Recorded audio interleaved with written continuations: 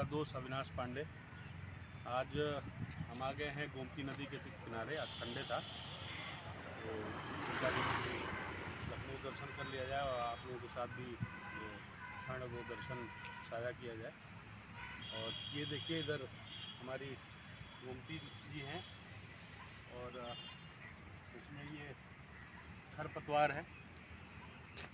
और इधर आप देख सकते हैं कि ये कूड़ा करकट, पॉलीथीन, कपड़े ये सब डाले गए हैं।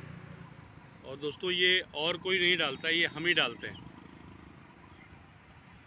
ये खरपतवार तो ठीक है, वो स्वजनित हैं, अपने आप पैदा हो जाते हैं। अगर उसमें एक भी टुकड़ा पड़ा है तो ये ऐसा खरपतवार है कि अपने आप ही ये पैदा हो जाता है। जलकुंभी कहते हैं इसको हिंदी में। लेकिन ये जो आप देख पा रहे हैं, ये जो गंदगी है, ये जो पॉलीथीन डाला गया, ये बॉटल्स डाली गई हैं, जो कपड़े डाले गए, ये कहीं न कहीं हम डालते हैं। पुण्य लेने के चक्कर में हम अपनी ही जीवनदायिनी नदी को गंदा कर रहे हैं। मुझे लगा कि इस पर कुछ बात की जाए, जिससे जो लोग समझ सकते हैं, जो लोग समझना चाहेंगे, उनको समझ में आएगा कि कहीं न कहीं इसी नदी से, गोमती से ही लखनऊ वासी पानी पीते हैं, पानी उनको मिलता है।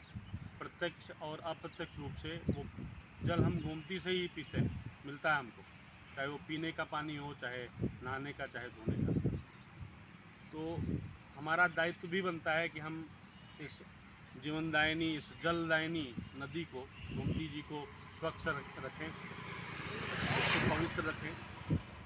हम अपनी जिम्मेदारी से मुँह मोड़ लेते हैं, पूरी जिम्मेदारी हम सरकार पे थोप देते हैं, पूरी कमियां हम सरकार पे थोप देते हैं कि सरकार नहीं कर रही है, गवर्नमेंट नहीं कर रही है। भाई, कोई भी गवर्नमेंट हो, चाहे वो आज बीजेपी है, इसके पहले सपा थी या बसपा थी, वो योजनाएं बनाते हैं। योजनाओं को इम्प्लीमेंट करने में कहीं न कहीं हम अगर सहयोग करेंगे तभी वो पूरी तरीके से इम्प्लीमेंट हो पाएगा, नहीं तो नहीं हो पाएगा। कोई भी देश अगर विकसित हुआ है, विकसित है, चाहे वो अमेरिका को ले लीजिए, रशिया को ले लीजिए, ऑस्ट्रेलिया, कनाडा, किसी को भी ले लीजिए, जो विकसित राष्ट्र आजकल आज के परिप्रेक्ष्य में हम लोग मानते हैं जिनको, तो वहाँ के लोगों ने योगदान दिया है, वहाँ के लोग जागरूक हुए हैं और उन्होंने लोगों को जागरूक किया है, वो अपनी जिम्मेदारियों को उन्होंने निभाया है, तब जाके वो देश विकसित हो पाया। इधर आप लोगों को दिखाएं तो इधर दिखा दीजिए। ये देखिए, ये इधर पॉलीथीन पड़ी हुई है, ये हम ही में से किसी सज्जन ने फेंका होगा, किसी भाई बहन दोस्त ने। इधर देखिए, लोग घूमने टहलने आते हैं, इतना बढ़िया डेवलपमेंट किया गया है गवर्नमेंट की तरफ से। इसका लाभ लेना चाहिए, इसको स्वच्छ और सुरक्षित रखना चाहिए। देखिए, ये चिप्स का पैकेट है लेज का, ये लोगों ने फेंक दिया यहीं पे। यहाँ पे पहले डस्टबिन भी रखी गई थी, अभी डस्टबिन नहीं है। हम इसमें एक जगह इकट्ठा करके रख देंगे। और हम कह रहे डेली नगर निगम के लोग नहीं आते होंगे, लेकिन सप्ताह में, महीने में, 15 दिन पे ज़रूर आते हैं। तो ये इकट्ठा किए हुए कूड़े को उठा ले जाएंगे, साफ़ सफाई रहेगी। जो भी हमारे दोस्त लखनऊ के हैं या लखनऊ के बाहर के भी हैं, और अगर उनको कभी मौका मिले गोमती नदी के किनारे आने का, तो थोड़ा सा इधर दिखा दीजिए। ये बैरिकेड, ये रेलिंग आप देख पा रहे होंगे, ये रेलिंग यहाँ पे है, नदी ये आपके सामने दिख रही है। अगर हम इतनी दूर भी खड़े हों, तो हमको पानी की बदबू, पानी जिस हिसाब का गंदा हुआ है, उसकी बदबू हमको यहाँ तक पता चलती है, महकती है। पानी महक रहा है पूरी तरीके से, बदबूदार पानी हो गया है।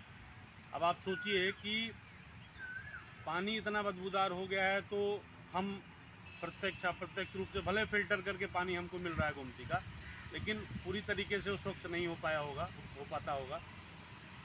और अगर हम उससे प्रभावित हो रहे हैं अप्रत्यक्ष रूप से ग्रहण करके, तो सोचिए इसमें जो जीव होंगे, मछलियाँ होंगी और बहुत सारे जो जलीय जीव होते हैं, उन पे क्या गुजर रही होगी। उनका तो दोष कोई है नहीं, कहीं न कहीं पे इसके उत्तरदायी हम हैं, मतलब मनुष्य। चाहे वो नदी को बर्बाद हम कर रहे हैं, चाहे जंगलों को बर्बाद कर रहे हैं, उसमें उन जीवों का जो उसके प्रॉपर उत्तराधिकारी हैं, जो जैसे नदियों पर जलीय जीवों का हक है, लेकिन उसको बर्बाद कौन कर रहा है? हम, अपने स्वार्थ के नाते।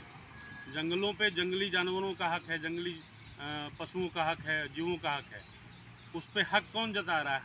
हम उनका घर बर्बाद कर रहे हैं।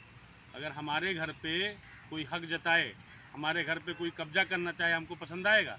हमको बर्दाश्त होगा? नहीं। हम लेकिन दूसरों के घर पे, चाहे वो खुद ही मनुष्य ही क्यों ना हो, अपनों के ऊपर हक जताते हैं। अपनों के ऊपर, मनुष्यों के ऊपर तो जता ही रहे हैं। हमारी आदतें इतनी बिगड़ गई हैं, हम इतने स्वार्थी हो गए हैं कि हम अब नदियों पे भी, जंगलों पे भी हक जताने लगे हैं, और उसका कहीं ना कहीं प्रभाव हम पर पड़ रहा है, हमारे आने वाली संतति पर पड़ेगा। हमको एक बात ज़रूर समझ लेनी चाहिए कि कोई यहाँ पे कई साल, कई हज़ार साल जीने के लिए नहीं आया है। हम जो भी पैदा हुआ, चाहे वो मनुष्य हो चाहे जीव हो, खैर जीवों की बात नहीं करेंगे, मनुष्यों की बात करेंगे, क्योंकि मनुष्य सबसे बुद्धिमान जीव माना गया है इस धरती पर।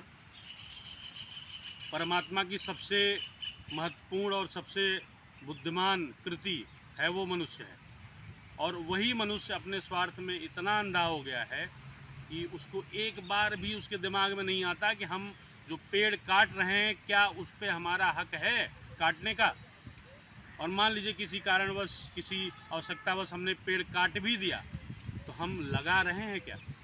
इस पर कभी कोई विचार करता है? हम में से कोई, मैं दूसरों पे या किसी अन्य पे दोष नहीं दे रहा हूँ, मैं अपनी बात कर रहा हूँ। अगर मैं कोई पेड़ काटता हूँ तो क्या मैं पेड़ लगाता हूँ?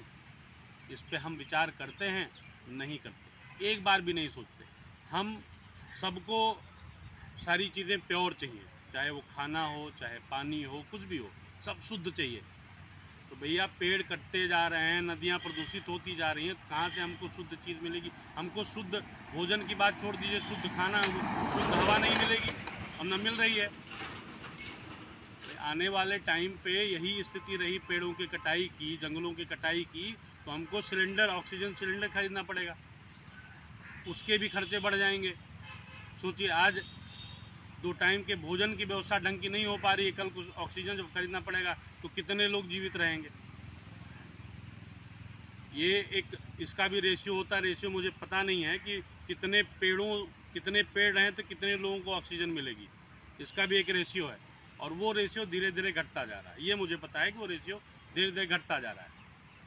तो भैया आप सभी दोस्तों से अनुरोध है कि अपना दायित्व समझें, पेड़ों की, नदियों की सुरक्षा पर विशेष ध्यान दें। बहुत सारे हमारे भाई हैं, हमारे संत हैं, बहुत सारे अच्छे लोग हैं, नेक दिल लोग, जो नदियों के संरक्षण की मुहिम जिन्होंने छेड़ी हुई है। हम भी बहुत बड़ा काम नहीं, लेकिन जो हम कर सकते हैं वो तो करें। जैसे कहीं पे घूमने गए, किसी पार्क में, किसी नदी के किनारे, तो कम से कम जो खा रहे हैं, जो हमारे पास वेस्ट बच रहा है, उसको एक ऐसे स्थान पर डंप करें, रखें, जहाँ से वो फिर उसको मैनेज किया जा सके। वो किसी नदी में या कहीं पे जाके गंदगी ना फैलाए। ठीक है दोस्तों, आज के वीडियो का उद्देश्य यही था कि हम थोड़ी सी इस बात पर चर्चा करें कि हम क्या सही रास्ते पर जा रहे हैं, अपना जीवन, जो हमारे जीवन का उद्देश्य है वो सही है, कि हम पूरी तरीके से स्वार्थवश हो गए हैं।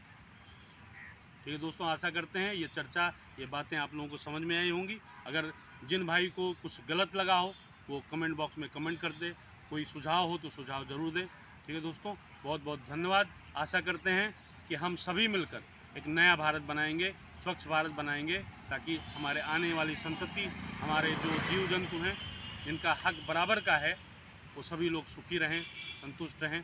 जय हिंद, जय भारत।